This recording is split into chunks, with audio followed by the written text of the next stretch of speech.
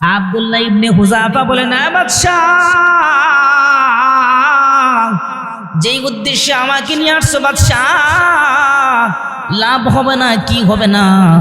তোমার জন্য কোনো লাভ হবে না। আব্দুল্লাহ ইবনে হুযাফা এই কথা শোনার পর উনি অনেক রাগায় গেলেন, অনেক আশ্চর্য হয়ে গেলেন। রাগ হয়ে বলতেছেন, বাদশাহ এই কথাটা তুমি কেন বললা? বাদশাহ বলেন, আব্দুল্লাহ ইবনে হুযাফা, আব্দুল্লাহ, আমি তোমাকে এই জন্য বললাম, তুমি যদি আমার প্রস্তাব গ্রহণ করো তাহলে আমি তোমাকে এই রাজ্যের সম্পদ দিয়ে দেব, মুক্তি দিয়ে দেব। আব্দুল্লাহ ইবনে হুযাফা বলেন, এই বাদশাহ শুনে রাখ, গোটা তামাম পৃথিবীও যদি আমার নামে লিখে দেওয়া হয়, আমি আমার ঈমানের এক কিঞ্চিত পরিমাণ আমি বিক্রি করতে পারবো না। একবার জোরে বলা যাবে কি সুবহানাল্লাহ? বাদশাহ বলতেছেন, সেনাপতি, তৈল গরম করো, উত্তপ্ত তৈলের মধ্যে আব্দুল্লাহ ইবনে হুযাফাকে জ্বালায়া দাও, আর ওই ঘটনাটা আব্দুল্লাহ ইবনে হুযাফাকে জানায়া দাও। আজকে আব্দুল্লাহ ইবনে হুযাফাকে উত্তপ্ত তৈলের মধ্যে পালায়া তাকে হত্যা করা হবে। সেনাপতি গেলেন, ও আব্দুল্লাহ ইবনে হুযাফা, তোমাকে উত্তপ্ত তৈলের মধ্যে ফেলে ফেলে তোমাকে হত্যা করা হবে, তোমাকে দুনিয়া থেকে সরাইয়া দেওয়া হবে। এবার আব্দুল্লাহ ইবনে হুযাফা বলেন, সমস্যা নাই, আমি আল্লাহর জন্য তৈলে না, আমি সরাসরি আগুনের মধ্যে ঝাঁপ দিতেও আমি আব্দুল্লাহ ইবনে হুযাফা এক মুহূর্ত দ্বিধাবোধ করব না। একবার জোরে বলা যাবে কি সুবহানাল্লাহ? এবার বাদশার কাছে সংবাদ দিলেন, বাদশাহ, উত্তপ্ত তৈলের কথা বললাম, অগ্নিকুণ্ডের কথা বললাম, এরপরও আব্দুল্লাহ ইবনে হুযাফার ভিতরে কোনো ভয় নাই, চিন্তা নাই, তাহলে এখন কি করবেন? বলে, উত্তপ্ত তৈল ধরাও, তৈল গরম করো, তারপর আব্দুল্লাহ ইবনে হুযাফাকে নিয়ে আসো। সেনাপতি গেলেন, আব্দুল্লাহ ইবনে হুযাফাকে নিয়ে আসলেন। বলেন, ও আব্দুল্লাহ ইবনে হুযাফা, এই যে দেখো তোমার সামনে তিনটা বন্ধুকে, তোমার সাথীকে তৈলের মধ্যে ফালায়া ফালায়া ফালায়া ফালায়া দুনিয়া থেকে সরাই দেওয়া হয়েছে, এবার তোমাকেও ফালানোর সময় আসছে।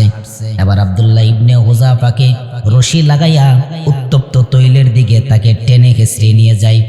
এবার আব্দুল্লাহ ইবনে হুযাফা আস্তে করে একটু কাঁদলেন, আস্তে করে একটু কাঁদলেন আর জড়াইলেন।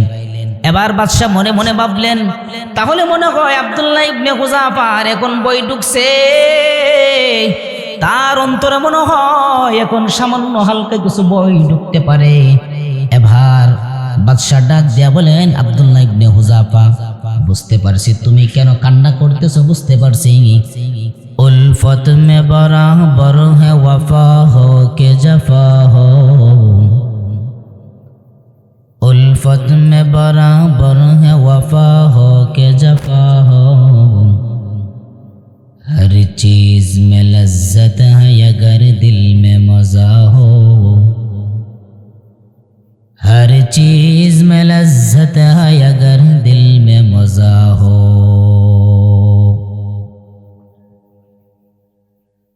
الحمد लिमन قدر खैरा व खबाला, الحمد लिमन قدر خيرا وخبالا, والشكر लिमन صور حسنا وجمالا, والشكر लिमन صور حسنا وجمالا,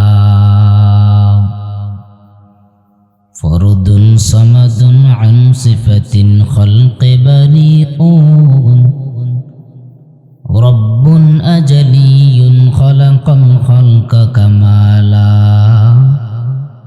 رب أجلي خلق الخلق كمالا, لا زد ولا ند ولا حد لمولى, لا زد ولا ند ولا حد لمولى, الآن كما كان ولم يلق زوالا, الآن كما كان ولم يلق زوالا.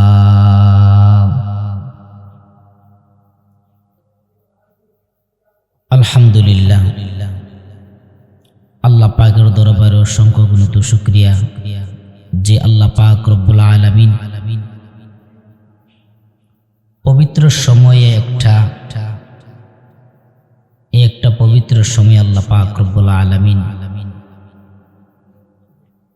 আপনাদেরকে আমাকে এখানে বসাইছেন, কিছু কথা বলার সুযোগ আল্লাহ তাআলা দিয়েছেন, আপনাদেরকে কিছু কথা বলার শোনার আল্লাহ তাআলা সুযোগ করে দিয়েছেন। এজন্য আমরা দিল থেকে আমরা প্রত্যেকেই শুকরিয়া আদায় করব। নিজের জবানে, নিজের নফসে, নিজের গহীন থেকে শুকরিয়া আদায় করব, সব সময় শুকরিয়া আদায় করব। এখন শুধু এখানে বসা বিষয়টা এরকম না, এখানে বসলাম, এখানে বৈশা শুকরিয়া আদায় করলাম, বিষয়টা এরকম না। সর্ব জায়গায়, সর্বস্থানে, সব হালতে আল্লাহ পাকের শুকরিয়া আদায় করতে হবে। এটা বাস্তব। এটাই একটা মুমিনের লক্ষণ। একটা মুমিনের আলামত হচ্ছে ভালো থাকুক, মন্দে থাকুক, সুখে থাকুক, অশান্তি থাকুক, সর্বহালতে সব সময় যে কেউ জিজ্ঞেস করুক, ভাইজান কেমন আছেন? ভাই আলহামদুলিল্লাহ ভালো আছি, আল্লাহ পাক ভালোই রাখছে। এটা একটা মুমিনের একটা গুণ, মুমিনের একটা লক্ষণ বা আলামত। এজন্য সর্বহালতে আল্লাহ পাকের শুকর আদায় করা, আল্লাহ পাকের সর্বহালতে তার শুকরিয়া আদায় করা। কারণ শুকরিয়া আদায় করলে আল্লাহ পাক রব্বুল আলামিন নিয়ামত বাড়াইয়া দেন। পবিত্র কোরআনে আল্লাহ পাক বলেন, লা ইন শাকারতুম লা আযীদান্নাকুম ওয়া লা ইন কাফারতুম ইন্না আযাবী লাশাদীদ। আল্লাহ রব্বুল আলামিন পবিত্র কোরআনের মধ্যে বলেন, যদি তোমরা শুকরিয়া আদায় করো তাহলে আমি রব্বুল আলামিন তোমাদের নিয়ামত আরো বাড়াইয়া দেব। আল্লাহ পাক রব্বুল আলামিন বলেন, দুনিয়ার মানুষ শুনো, যদি শুকরিয়া আদায় না করো বরং নাফরমানি করতেই থাকো, নাফরমানির মধ্যে তোমরা লিপ্ত হতেই থাকো, আমি আল্লাহ পাক তোমাদেরকে ছাড়ব না, কঠিন আযাবের মধ্যে গ্রেফতার করব। যদি তোমরা নিয়ামতের শুকরিয়া আদায় করে যাও তাহলে আমি রব্বুল আলামিন ওয়াদা দিলাম তোমাদের উপর নিয়ামত আমি আল্লাহ আরো বাড়াই দেব। বাড়াই দিবেন আল্লাহ পাক নিয়ামত। যেই কথাটা বলছিলাম, যে আয়াত তেলাওয়াত করছিলাম, মুমিন মুমিনের হালত কি হয়, মুমিনের লক্ষণ কি হয়, সর্বহালতে সব সময় আল্লাহ পাক পবিত্র কোরআনে মুমিনদের একটা চিত্র, মুমিনদের একটা আলামত গোটা মানুষের সামনে তুলে ধরছেন। আল্লাহ পাক পবিত্র কোরআনের মাধ্যমে মুমিনের একটা আলামত চিত্র সকলের সামনে তুলছেন। কিভাবে মুমিন, তার হালতটা কি হয়, মুমিনের হালত আল্লাহ পাক বলেন, ইন্নামাল মুমিনুনা আল্লাযীনা ইযা যুকিরাল্লাহু ওয়াজিলাত কুলুবুহুম وَإِذَا تُلِيَتْ عَلَيْهِمْ آيَاتُهُ زَادَتْهُمْ إِيمَانًا وَعَلَى رَبِّهِمْ يَتَوَكَّلُونَ إِنَّمَا الْمُؤْمِنُونَ الَّذِينَ রব্বুল আলামিন বলেন, যে সমস্ত মুমিন যাদের জিন্দেগির মধ্যে মুমিনত্ব আছে, যাদের মধ্যে পরিপূর্ণ ঈমান আছে, ইন্নামাল মুমিনুনা আল্লাযীনা ইযা যুকিরাল্লাহু ওয়াজিলাত কুলুবুহুম, এই মুমিনদের সামনে যখন আল্লাহ পাকের আয়াত বর্ণনা করা হয়, নিদর্শন বলা হয়, তাদের অন্তরগুলো আরো বেশি বেশি করে কেঁপে ওঠে, কল্পনা জল্পনা বেশি শুরু হয়ে যায়। ওয়াজিলাত কুলুবুহুম, তাদের অন্তরের মধ্যে একটা ভয় সৃষ্টি হয়, কম্পন সৃষ্টি হয়। وَإِذَا تُلِيَتْ عَلَيْهِمْ آيَاتُهُ زَادَتْهُمْ إِيمَانًا وَعَلَى رَبِّهِمْ يَتَوَكَّلُونَ।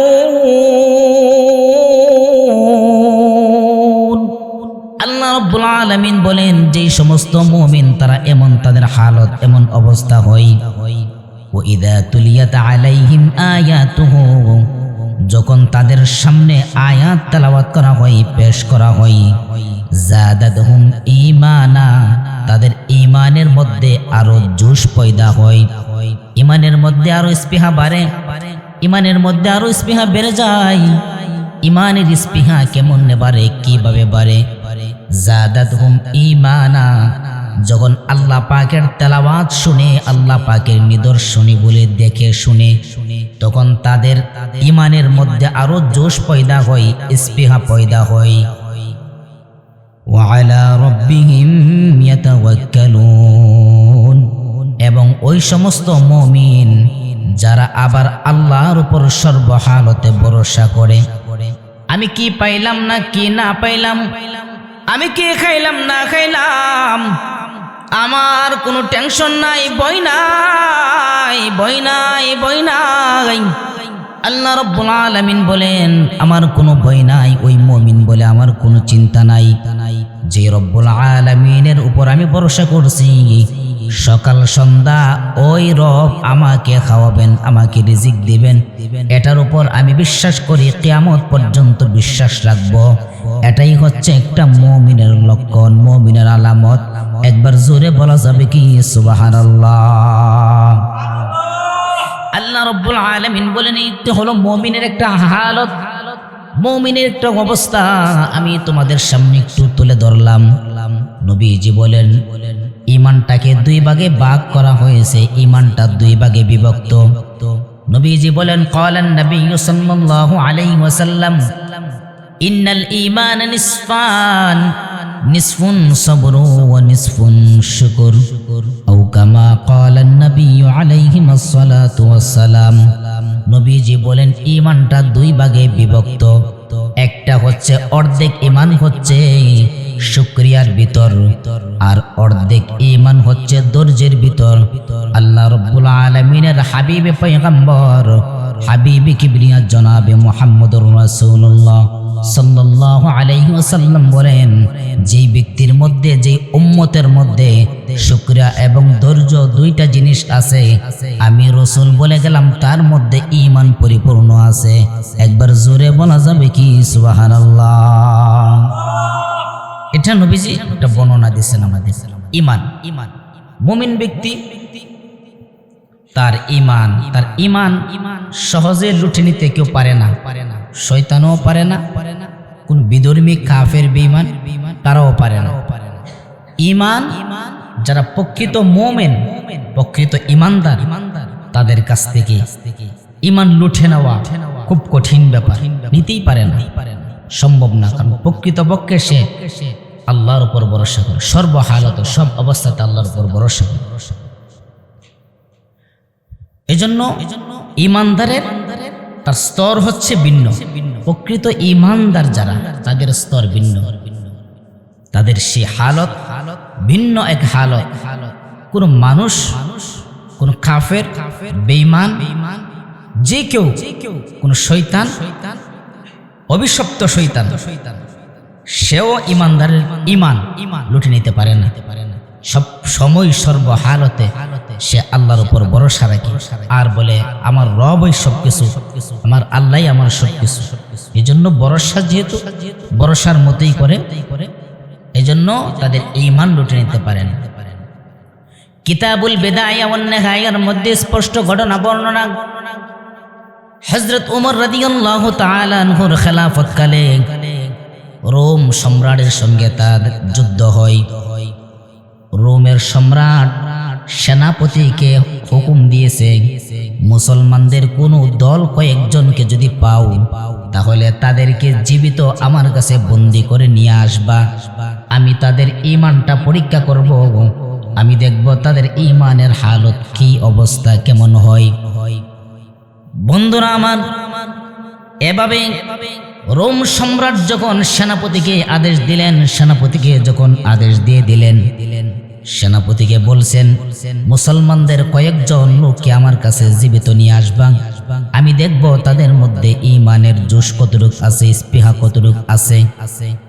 এভাবে যুদ্ধ শুরু হয়ে গেল। কয়েকজন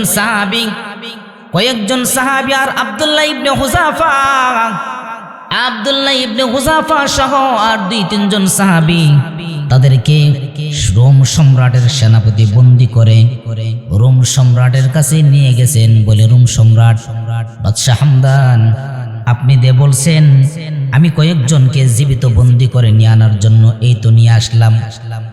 এবার রোম সম্রাটের বাদশাহ দেখার পর আব্দুল্লাহ ইবনে হুযাফার কয়েকজনকে দেখলেন জীবিত, তাদেরকে রোম সম্রাটের কাছে বন্দী করে নিয়ে আনা হলো। এবার বাদশাহ জিজ্ঞাসা করতেছেন, ও ভাই, তোমাদের মধ্যে নেতা কে, লিডার কে, তোমাদের মধ্যে আমির কে? আব্দুল্লাহ ইবনে হুযাফা দাঁড়ায় বলেন, ও রোম সম্রাট, কেন, কি, কিসের উদ্দেশ্যে, কিসের জন্য বলতেছেন? আমার দলের মধ্যে আমি হলাম আব্দুল্লাহ ইবনে হুযাফা, আমি আমির। এবার রোম সম্রাট বলতেছেন, তাহলে ও আব্দুল্লাহ ইবনে হুযাফা, তোমার সঙ্গে আমার কিছু কথা আছে। বলে, কিসের কথা? বলে, তুমি আমার কাছে আসো। বাদশাহ, সেনাপতি, সবাই, মন্ত্রী মহোদয় সবাই আশ্চর্য হয়ে গেলেন। আর দেখলেন বাদশাহ হামদান তাদেরকে কোনো কিছু বলে না, কোনো কিছু করে না। সবাই শুধু টার্গেটে ছিল আব্দুল্লাহ ইবনে হুযাফাকে হত্যা করবে অথবা তাদেরকে মেরে ফেলবে, শুলিতে চড়াবে। কিন্তু বাদশাহ এটা না করে শুধু তাদেরকে কাছে নিয়ে যেতে চাই। আব্দুল্লাহ ইবনে হুযাফাকে সুন্দর করে রোম সম্রাটের পাশে চেয়ারের মধ্যে বসায় বলেন, ও আব্দুল্লাহ ইবনে হুযাফা, আমি তোমার কাছে একটা প্রস্তাব দিতে চাই। তুমি তো বিধর্মী, তুমি তো মুসলমান, আমি হলাম বিধর্মী। আমি খ্রিস্টান, তুমি মুসলমান। তবে তোমার চেহারার দিকে লক্ষ্য করলে আমার বড় মায়া হয়। ও আব্দুল্লাহ ইবনে হুযাফা, আমি তোমাকে জেলেও বন্দী করব না, তোমাকে আমি মারব না। আমি তোমার সাথে বন্ধুত্ব করতে চাই। আমার রাজ্যের অর্ধেক সম্পদ তোমার নামে লিখে দিতে চাই। বিনিময়ে আমার একটা কন্যা সন্তান আছে, সবচেয়ে সুন্দরী রূপসী এই এলাকার ভিতরে, রাজ্যের ভিতরে। ওই মেয়েটাকেও তোমার কাছে আমি বিবাহ দিতে চাই। তবে শর্ত হলো তুমি তোমার ঈমানকে খালাস করে, তুমি তোমার ঈমানটা বিক্রি করে আমার খ্রিস্টান ধর্ম গ্রহণ করবা। একবার জোরে বলা যাবে কি নাউজুবিল্লাহ? আব্দুল্লাহ ইবনে হুযাফা বলেন, বাদশাহ, যেই উদ্দেশ্যে আমাকে নিয়ে আসছো বাদশাহ, লাভ হবে না, কি হবে না, তোমার জন্য কোনো লাভ হবে না। আব্দুল্লাহ ইবনে হুযাফা এই কথা শোনার পর উনি অনেক রাগায় গেলেন, অনেক আশ্চর্য হয়ে গেলেন। রাগ হয়ে বলতেছেন, বাদশাহ, এই কথাটা তুমি কেন বললা? বাদশাহ বলেন, আব্দুল্লাহ ইবনে হুযাফা, আব্দুল্লাহ, আমি তোমাকে এই জন্য বললাম, তুমি যদি আমার প্রস্তাব গ্রহণ করো তাহলে আমি তোমাকে এই রাজ্যের সম্পদ দিয়ে দেব, মুক্তি দিয়ে দেব। আব্দুল্লাহ ইবনে হুযাফা বলেন, এই বাদশাহ শুনে রাখ, গোটা তামাম পৃথিবীও যদি আমার নামে লিখে দেওয়া হয়, আমি আমার ঈমানের এক কিঞ্চিত পরিমাণ আমি বিক্রি করতে পারবো না। একবার জোরে বলা যাবে কি সুবহানাল্লাহ? এভাবে আব্দুল্লাহ ইবনে হুযাফা বাদশার সামনে দাঁড়ায় স্টেট ভাবে বক্তৃতা দিতে শুরু করলেন। বাদশাহ অনেক রাগান্বিত হইয়া আব্দুল্লাহ ইবনে হুযাফাকে বললেন, আব্দুল্লাহ ইবনে হুযাফাকে জেলের মধ্যে বন্দী করলেন। আর বললেন সেনাপতিকে, আব্দুল্লাহ ইবনে হুযাফাকে কোনো কিছু খাবার দিবা না, পানিও দিবা না, পানি জাতীয় কিছু দিবা না, খাবারও দিবা না। আব্দুল্লাহ ইবনে হুযাফাকে এমনিতেই তোমরা জেলের মধ্যে আবদ্ধ করে রাখো, বন্দী করে রাখো। কিতাবুল বিদায়া ওয়ান নিহায়ার মধ্যে লেখেন, আব্দুল্লাহ ইবনে হুযাফা জেলে যাওয়ার সময় জেলের মধ্যে বন্দী হয়ে গেলেন। তার কাছে কোনো খাবার নাই, পানি জাতীয় কোনো কিছু নাই, খাবারও নাই। আব্দুল্লাহ ইবনে হুযাফা বড় আশ্চর্য হয়ে গেলেন। বাদশাহ আমাকে বন্দী করলো, আমাকে কোনো খাবার দেয় না, আমাকে কোনো পানি জাতীয় কোনো কিছু দিল না। ওরে বাদশাহ, এত বড় নাফরমান কেমনে হও?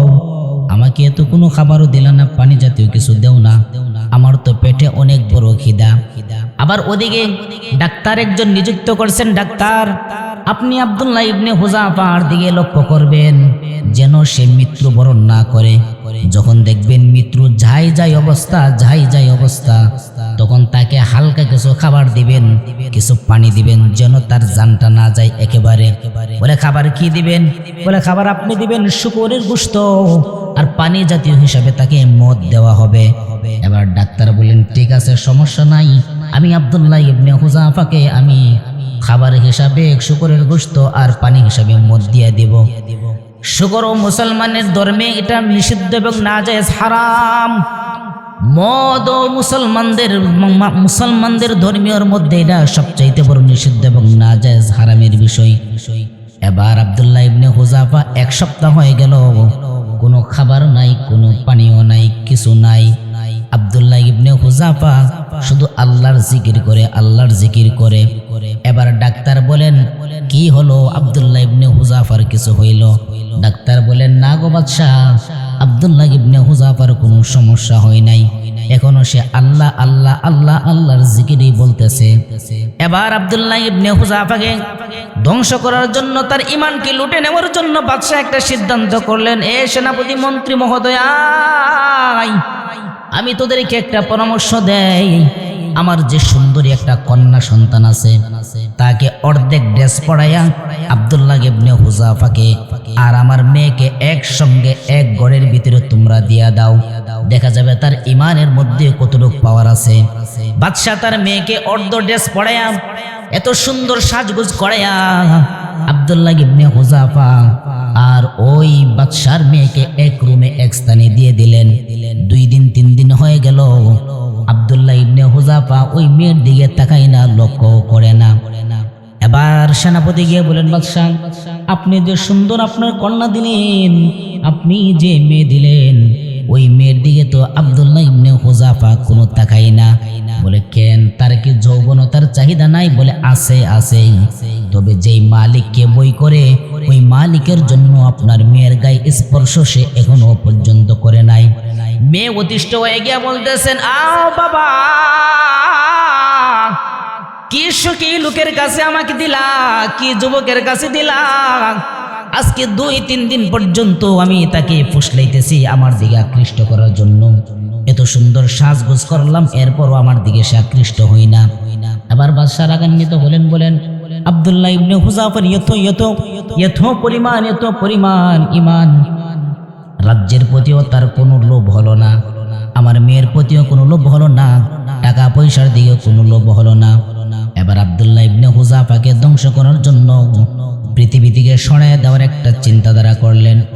বাদশাহ বলতেছেন, সেনাপতি, তৈল গরম করো, উত্তপ্ত তৈলের মধ্যে আব্দুল্লাহ ইবনে হুযাফাকে জ্বালায়া দাও, আর ওই ঘটনাটা আব্দুল্লাহ ইবনে হুযাফাকে জানায়া দাও।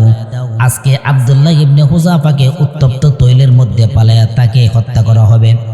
সেনাপতি গেলেন, ও আব্দুল্লাহ ইবনে হুযাফা, তোমাকে উত্তপ্ত তৈলের মধ্যে ফেলে তোমাকে হত্যা করা হবে, তোমাকে দুনিয়া থেকে সরাইয়া দেওয়া হবে। এবার আব্দুল্লাহ ইবনে হুযাফা বলেন, সমস্যা নাই, আমি আল্লাহর জন্য তৈলে না, আমি সরাসরি আগুনের মধ্যে ঝাঁপ দিতেও আমি আব্দুল্লাহ ইবনে হুযাফা 1 মুহূর্ত দ্বিধাবোধ করব না। একবার জোরে বলা যাবে কি সুবহানাল্লাহ?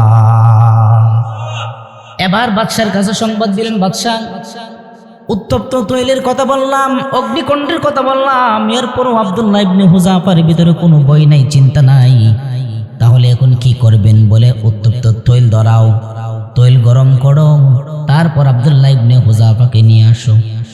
সেনাপতি গেলেন, আব্দুল্লাহ ইবনে হুযাফাকে নিয়ে আসলেন। বলেন, ও আব্দুল্লাহ ইবনে হুযাফা, এই যে দেখো তোমার সামনে 3টা বন্ধুকে তোমার সাথীকে তৈলের মধ্যে ফালায়া দুনিয়া থেকে সরাইয়া দেওয়া হয়েছে, এবার তোমাকেও ফালানোর সময় আসছে। এবার আব্দুল্লাহ ইবনে হুযাফাকে রশি লাগাইয়া উত্তপ্ত তৈলের দিকে তাকে টেনে হেঁচড়ে নিয়ে যায়। এবার আব্দুল্লাহ ইবনে হুযাফা আস্তে করে একটু কাঁদলেন আর জড়াইলেন। এবার বাদশাহ মনে মনে ভাবলেন, তাহলে মনে হয় আব্দুল্লাহ ইবনে হুযাফার এখন বই ঢুকছে, তার অন্তরে মনে হয় এখন সামান্য হালকা কিছু বই ঢুকতে পারে। এবার বাদশাহ ডাক দিয়া বলেন, আব্দুল্লাহ ইবনে হুযাফা, বুঝতে পারছি তুমি কেন কান্না করতেছো, বুঝতে পারছি। আব্দুল্লাহ ইবনে হুযাফা বলেন, কেন আমি কান্না করছি আপনি কিভাবে জানেন? আব্দুল্লাহ ইবনে হুযাফার প্রতি উত্তরে বাদশাহ বলেন, ও আব্দুল্লাহ ইবনে হুযাফা, আমি জানি তোমার এখন মৃত্যুর ভয় শুরু হয়ে গেছে, এই জন্য তুমি মৃত্যুর ভয়ে ভয়ে তুমি কাঁদতেছ।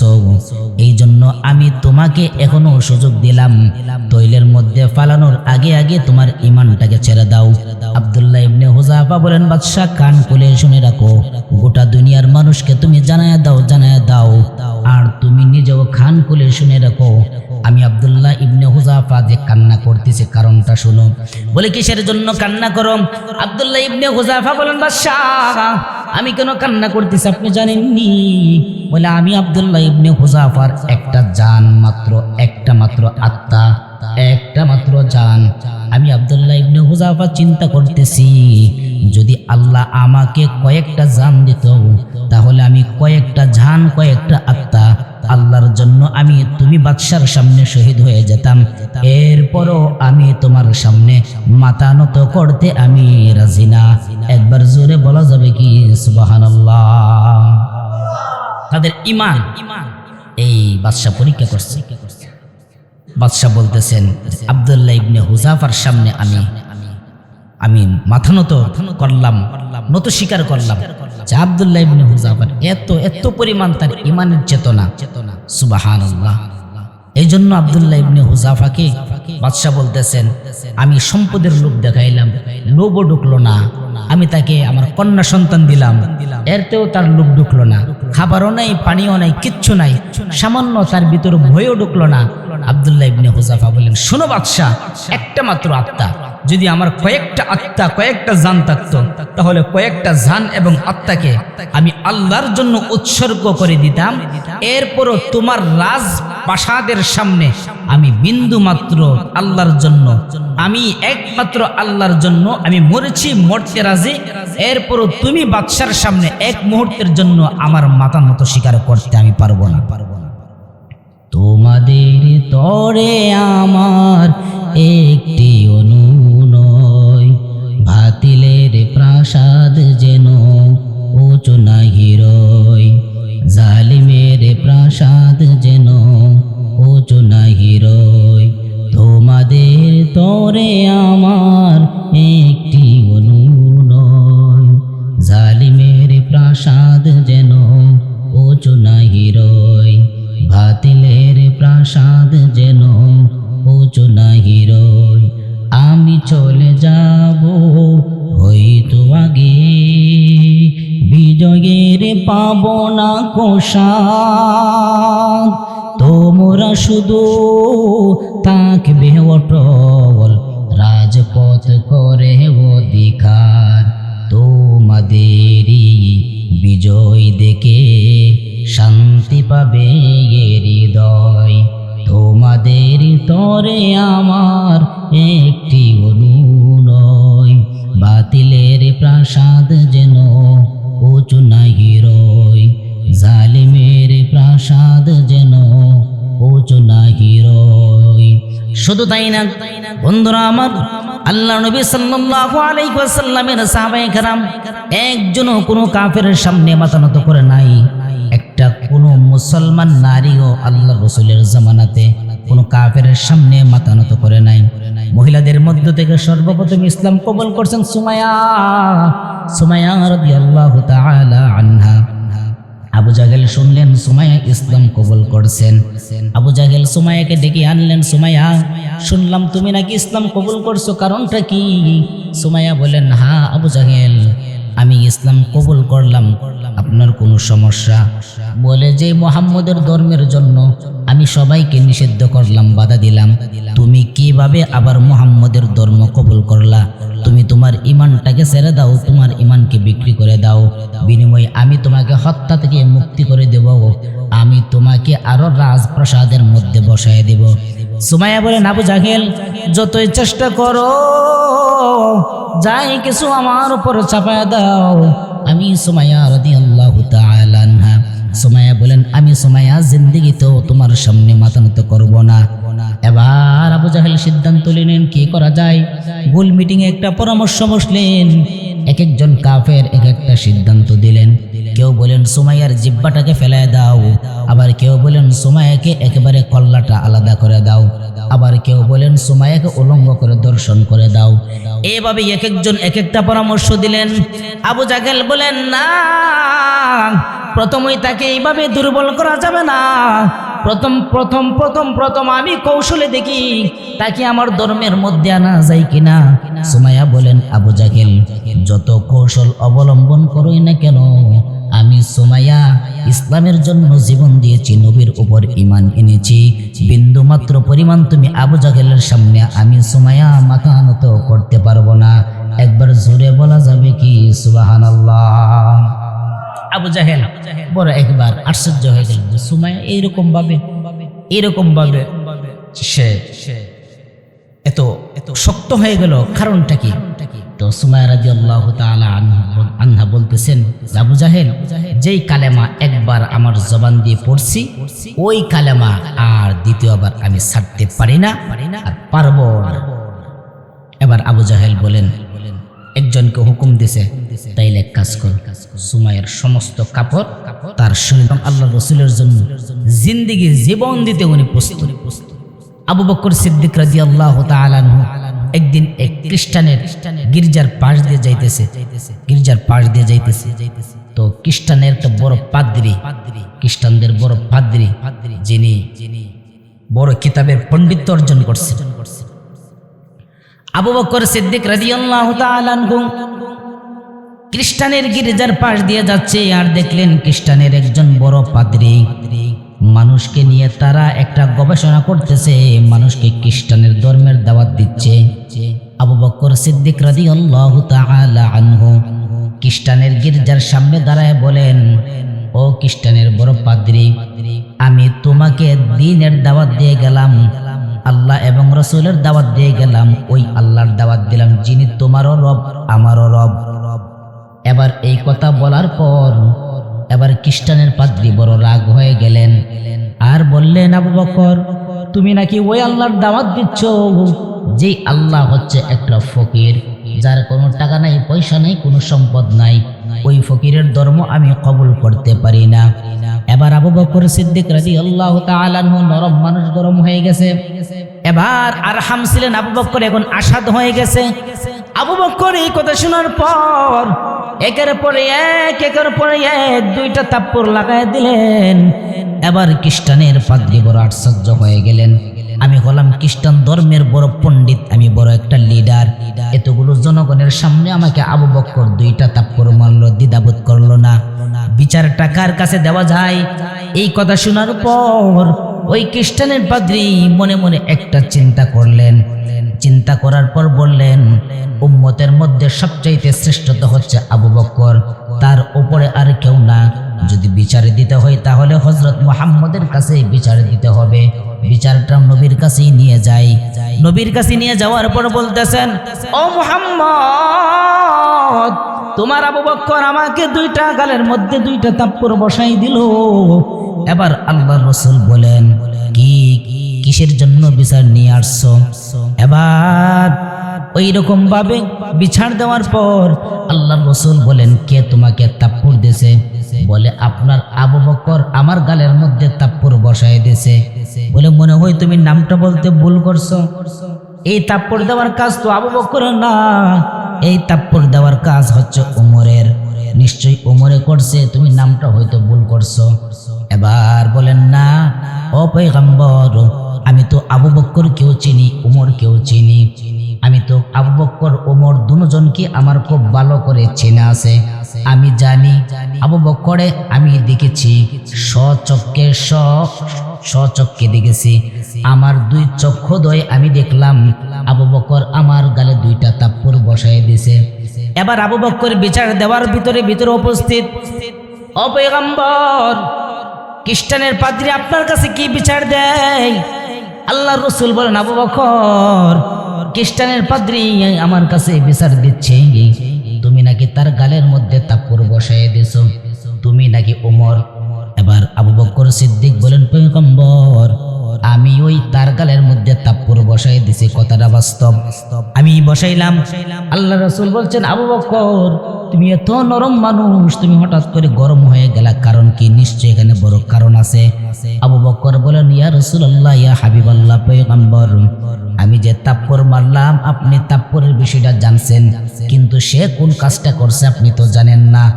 এজন্যই নবীরা সাহাবায়ে কেরামরা তারা একে অপরে ভাই ভাই ছিলেন, একে অপরের কাছে খুব সুন্দর একটা নরম ব্যবহারের মতো ছিলেন। কিন্তু যেই মাত্র আল্লাহর বিরুদ্ধে কোনো কথা হয় সাহাবায়ে কেরাম গরম হয়ে যেতেন।